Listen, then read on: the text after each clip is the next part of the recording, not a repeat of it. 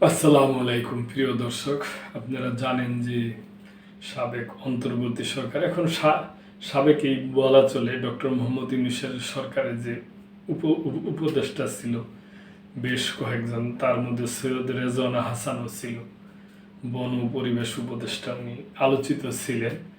উনি এখন ওনার সেই যে সাবেক যে সংস্থা ছিল বেলা, ওই বেলায় উনি আর কি ফিরে গেছেন। বেলায় ফিরলেন সৈয়দ রিজওয়ানা। অন্তর্বর্তী সরকারের উপদেষ্টার দায়িত্ব শেষ করে আবারও পুনরায় পুরানো ঠিকানায় ফিরছেন পরিবেশ আন্দোলনের পরিচিত মুখ সৈয়দ রিজওয়ানা হাসান।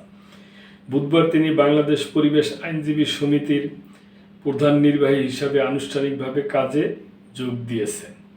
এ সময় সহকর্মীরা তাকে ফুল দিয়ে শুভেচ্ছা জানান। আজ বেলার অফিসিয়াল ফেসবুক পেজে জানানো হয়, বেলা গভীর আনন্দের সঙ্গে স্বাগত জানাচ্ছে সৈয়দ রিজওয়ানা হাসানকে। তিনি তার আপন ঠিকানায় ফিরে এসেছেন। তার ফিরে আসায় আমরা আশাবাদী সংগঠন আরও শক্তিশালী হবে এবং পরিবেশগত ন্যায় বিচারের লড়াই আরও দৃঢ়ভাবে এগিয়ে নেবে।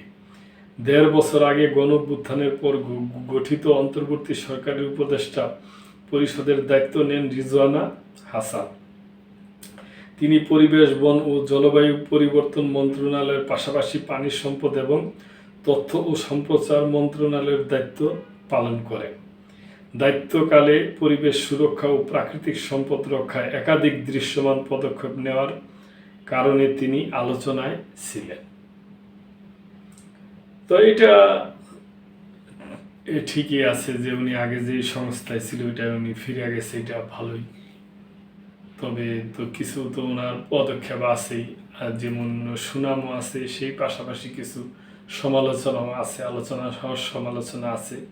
তো যাই হোক প্রিয় দর্শক, এ ব্যাপারে আপনাদের যদি কোনো মন্তব্য থাকে তাহলে অবশ্যই করবেন এবং লাইক, কমেন্ট, শেয়ার করে সাবস্ক্রাইব করে মেম্বারশিপ নিয়ে চ্যানেলটির পাশেই থাকবেন। আল্লাহ হাফেজ।